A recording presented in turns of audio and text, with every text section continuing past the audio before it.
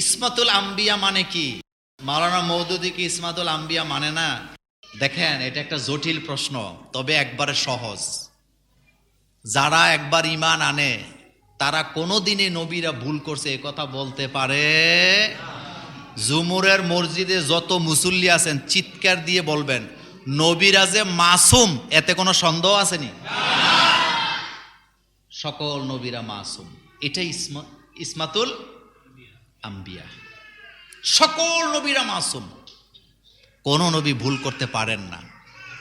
তবে সৈয়দ আবুল আলা মওদুদি রাহিমাহুল্লাহ তিনি এই ইসমাতুল আম্বিয়ার উপরে আলোচনা করতে যায় যতটা সতর্কতার সাথে শব্দ চয়ন করেছেন, শব্দ ব্যবহার করেছেন, নবীদের শানে যতটা আদব রক্ষা করেছেন, আমাদের উপমহাদেশের কোন আলেম এতটা আদব রক্ষা করতে পারে নাই।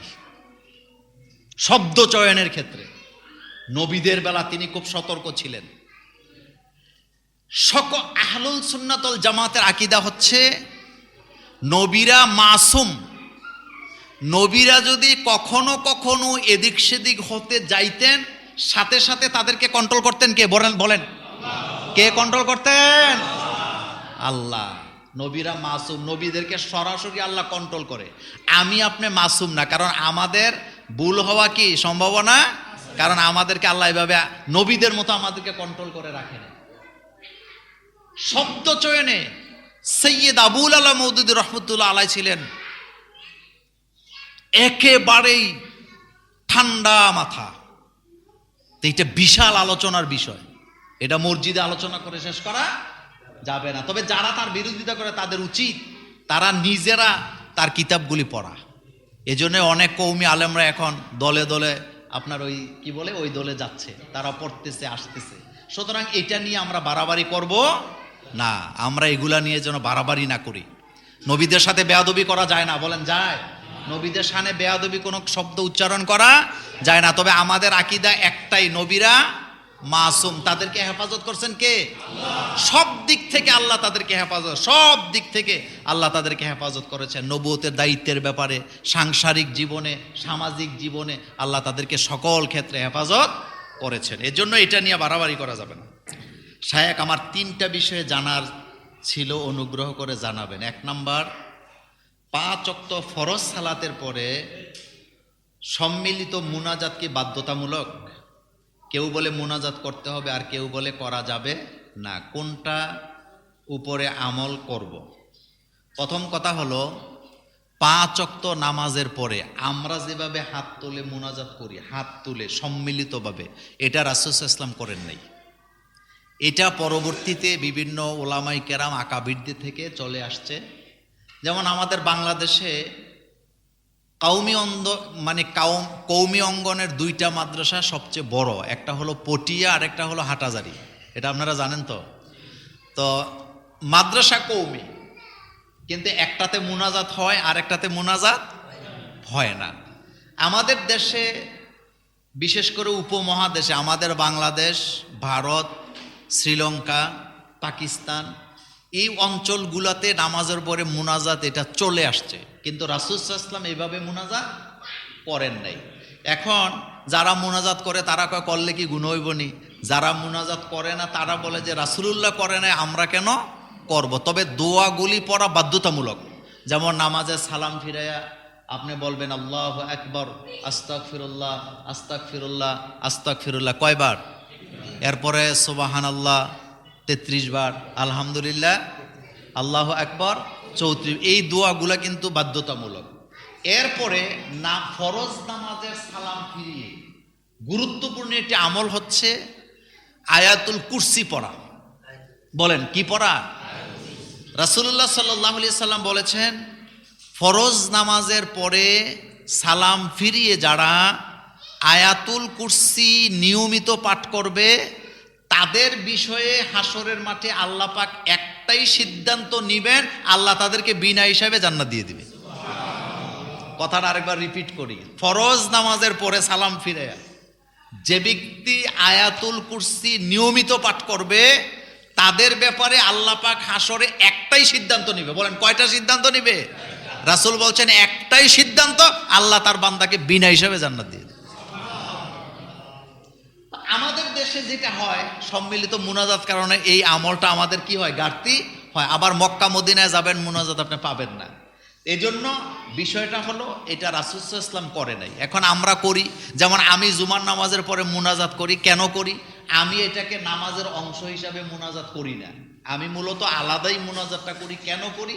তার কারণ হলো জুমার দিনে অনেকে কি চায়, দোয়া চায়, যে হুজুর একটু দোয়া করেন। যেমন আজকেও অনেকে মেসেজে দোয়া চাইছে যে হুজুর আমার মা অসুস্থ, আমার জন্য দোয়া করেন। আরেকজন দিছে যে হ্যাঁ আকামা হয় না, যে হুজুর বিপদে আছে একটু দোয়া করেন। তা আমরা একটু তাদের জন্য আলাদা করে কি করি, দোয়াটা করে দেই। তবে রাসূল সাল্লাল্লাহু আলাইহি ওয়াসাল্লাম এভাবে করেন নাই। আরেকটি কথা তিনি বলেছেন, কেউ কি বলে মুনাজাত, তো এটা তো আমরা জানলাম।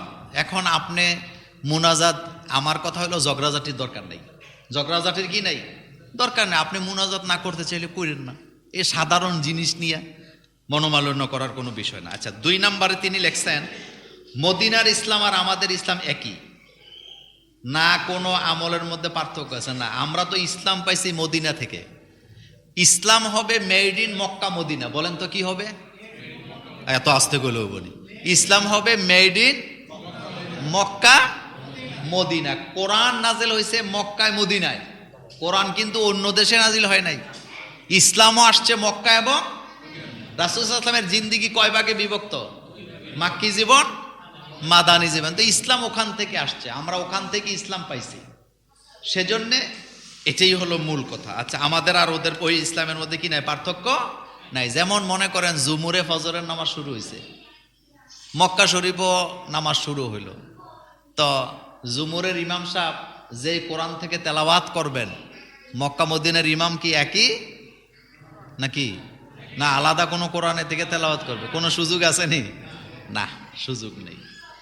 এরপরে তিনি সর্বশেষ লেখছেন ফরজে আইন, এর মধ্যে পার্থক্য আছে কি? ফরজ যেগুলা, এগুলা হচ্ছে আল্লাহ কর্তৃক নির্ধারিত, আপনি যদি অস্বীকার করেন ইমান থাকবে না, অস্বীকার করার কি নাই, সুযোগ নাই। তবে প্রশ্নগুলা খুবই গুরুত্বপূর্ণ ছিল, লম্বা আলোচনা করলে ভালো লাগতো, কিন্তু এত সময় কই পাবো। ফরজ ছাড়া যাবে না, যেমন 5 ওয়াক্ত নামাজ, এটা কি ফরজ। পর্দা, এটা কি ফরজ। হালাল, হালালকে হালাল মানা, হারামকে হারাম যাই না বর্জন করা, এটা কি ফরজ। এগুলা ছাড়া যাবে না। এরকম আছে হজ করা, কি টাকা থাকলে হজ করা কি ফরজ, সম্পদ থাকলে যাকাত দেওয়া কি ফরজ। ফরজ ছাড়া যাবে না। ফরজ ছাড়া মানে আপনি আল্লাহর হুকুমকে অস্বীকার করলেন।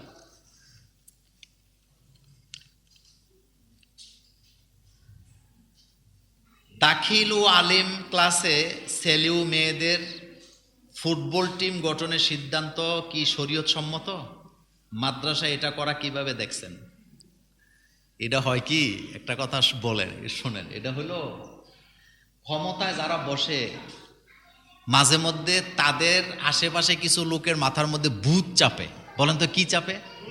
এত আস্তে গুলো বলি তো, ভূতে যখন চাপে হ্যাঁ, তখন ওই যিনি প্রধান থাকে, মনে করেন শিক্ষামন্ত্রীর হয়তো কেউ শিশিরি দিছে যে মাদ্রাসার মধ্যে ফুটবল টিম করা হোক। আচ্ছা, আপনারা বলেন তো, শরীর চর্চার জন্য ছেলেরা খেললো, কি করার জন্য? শরীর চর্চার জন্য। কিন্তু ছেলেদের জন্য মেয়েদের জন্য বাধ্যতামূলক ফুটবল টিম করাই লাগবে, এ কথা কি আপনারা মানেন? আমি আমার মেয়েকে মনে করেন মাদ্রাসায় দিলাম, বা আপনি আপনার মেয়েরে মাদ্রাসায়, তা আপনি আপনার মেয়েরে দিবেন ফুটবল খেলার জন্য? আপনি তো তারে অশ্লীলতা থেকে বাঁচানোর জন্যই মাদ্রাসায় দিছেন। তো এখন আপনি চিন্তা করেন, এই সিদ্ধান্তটা যেই যার মাথা থেকে আসছে, তার মাথাটা হইল ওই যে আপনারা ইসা মাছ চিনেন তো, চিংড়ি। আচ্ছা, চিংড়ি মাছের পায়খানাটা কিন্তু মূলত থাকে মজকের উপরে, মানে চিংড়ি মাছ সামনে না যায়, কোন দিকে যায়? ফিসের দিকে যায়। কারণ কি জানেন? কারণ ওই যে পায়খানাটা তার মজকের মধ্যে কি থাকে, চাপ দিয়া থাকে, সঠিক সিদ্ধান্ত সে নিতে পারে। আমি মনে করি এই সিদ্ধান্তটা যে নিছে, প্রথম কথা হলো সে ইসলাম বিদ্বেষী। মাদ্রাসা বোর্ডের সাথে যদি সে সম্পৃক্ত থেকে থাকে, ও তো অনতিবিলম্বে তাকে বহিষ্কার করতে হবে। কারণ মাদ্রাসায় কেউ মেয়েরে পড়ায় না ফুটবল খেলার জন্য। 2 নাম্বার, মাদ্রাসার কোনো ছেলে মেয়ে ফুটবল খেলাকে পেশা হিসাবে বা এটা বাধ্যতামূলক নিতে পারে না। ছোট ছোট বাচ্চারা ফুটবল লাথি মারে, দৌড়াদৌড়ি করে ব্যায়াম করার জন্য, এটা ছেলেরা বাচ্চারা করতে পারে। কিন্তু একটা 9 বছরের পরে একটা মেয়ে বাচ্চা আপনি মানুষের দেখায় ফুটবল খেলুক, এটা কি আপনারা চান? আমি আপনাদেরকে বলি, এই যে বিভিন্ন জায়গায় যে মেয়েরা ফুটবল খেলে, আমাদের কুমিল্লাতে এটা আলহামদুলিল্লাহ একটু ভালো আছে। অন্য অন্য অঞ্চলে মেয়েরা যে ফুটবল খেলে, আপনি দেখবেন লক্ষ লক্ষ মানুষ ফুটবলের দিকে চায় কমে, মাইয়াগোর দিকে চায় বেশি। আপনি আবার কই না যে হুজুর আপনি জানেন কি? আমি জানার দরকার কি? আমি কি ফুটবল খেলা দেখি নাকি? আমি কি ফুটবল খেলা মাঠে যাই খেলা দেখি না? কিন্তু আপনি বলেন তো, এই মসজিদে যারা আছেন, আপনার মেয়েটা ফুটবল খেলুক, আপনি কি চান? চাইলে একজন দেখি হাত তোলেন, দেখি কেডায় আছেন, চাইলে দাঁড়ান। মাদ্রাসা বোর্ডে থাকবে যারা ইসলাম বুঝে, যারা শরীয়ত বুঝে, যারা কোনটা কল্যাণ কোনটা অকল্যাণ এটা বুঝে। বাংলাদেশের প্রাইমারি স্কুলগুলা মাইর খাইছে শুধু, মানে কি ধ্বংস হয়েছে শুধুমাত্র অতি বাড়াবাড়ির কারণে। প্রাইমারি স্কুলে যখন ধর্মীয় শিক্ষক নাই, প্রাইমারি স্কুলে কোরআন পড়ানো নয়, আরবি পড়ানো, এটা আগে কিন্তু ছিল। যখন এগুলো বাতিল হয়েছে, মানুষের এখন দলে দলে ছেলে মেয়ে কোথায় পড়ায়? মাদ্রাসায় ছাত্র এখন বেশি না কম? অনেক বেশি। প্রাইমারি স্কুলে কুত্তে ঘুমায়।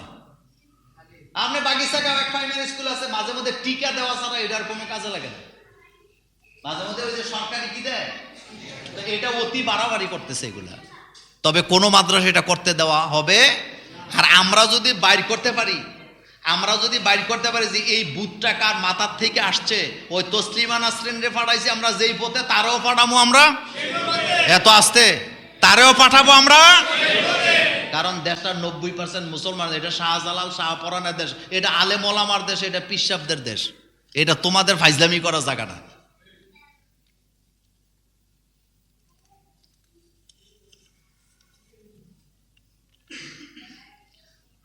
নামাজে কখন ইন্নী ওয়াজ্জাহাতু পড়তে হয়? নামাজের বিছানার দোয়া কোনটা? আমাদের দেশের নামাজের বিছানাও একটা দোয়া কি আছে? এই দোয়াটা কি কন্ত? আচ্ছা যাক, এটা আমি এভাবে বলি না, এটা আমাদের কে শিখাইছে জানি না।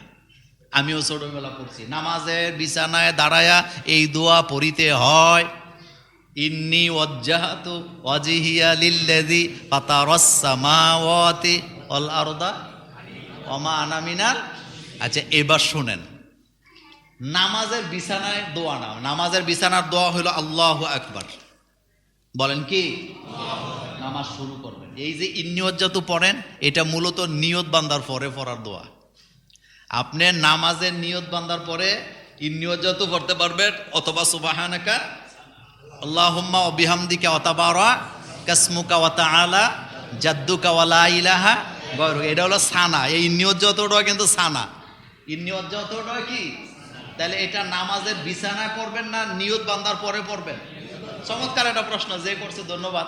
আপনি নিয়ত বান্দার পরে পড়বেন ইন্নী ওয়াজ্জাহাতু ওয়াজহিয়া লিল্লাযী, অথবা পড়বেন সুবহানাকা আল্লাহুম্মা ওয়া বিহামদিকা ওয়া তাবারাকা ইসমুকা ওয়া তাআলা জাদ্দুকা ওয়া লা ইলাহা গায়রুকা। কিন্তু নরমালি বিছানায় দাঁড়ায়া কি বলবেন? আল্লাহু আকবার। আমাদের দেশে জামাত শুরু হয়ে যায়, লোক অজুকেরা পেছন থেকে আইছে, ইমাম সাহেব রুকুতে যাবে অবস্থায়, কিন্তু উনি দাঁড়ায় ইন্নী ওয়াজ্জাহাতু ফইরা নাওয়াইতু আন উসাল্লি লিল্লাহি পড়তে পড়তে এক রাকাত নাই। অথচ নিয়ম হচ্ছে ইমামকে যেখানে পাবেন দাঁড়াইয়াই আল্লাহু আকবার বলেন, দাঁড়াইয়াই আল্লাহু আকবার করে নিয়ত বেঁধে নেবেন। ইমাম আবার অনেকে আছে, ইমাম সাহেব সেজদায় আছে, উনি কয় এই রাকাত তো পাইছি না, 2 সেজদা দিয়া লাভ কি? দাঁড়ায়া থাকে, দাঁড়াইলে এরপরে না। আপনি রুকু পাইলে আপনার জামা কি পাইলেন? রাকাত পাইলেন। আপনি আল্লাহু আকবার বলে সাথে সাথে ইমামরে জেনে পাবেন, হেনে যেয়ে ধরবেন। এটা হলো সুন্নাত। এটা কি সুন্নাত।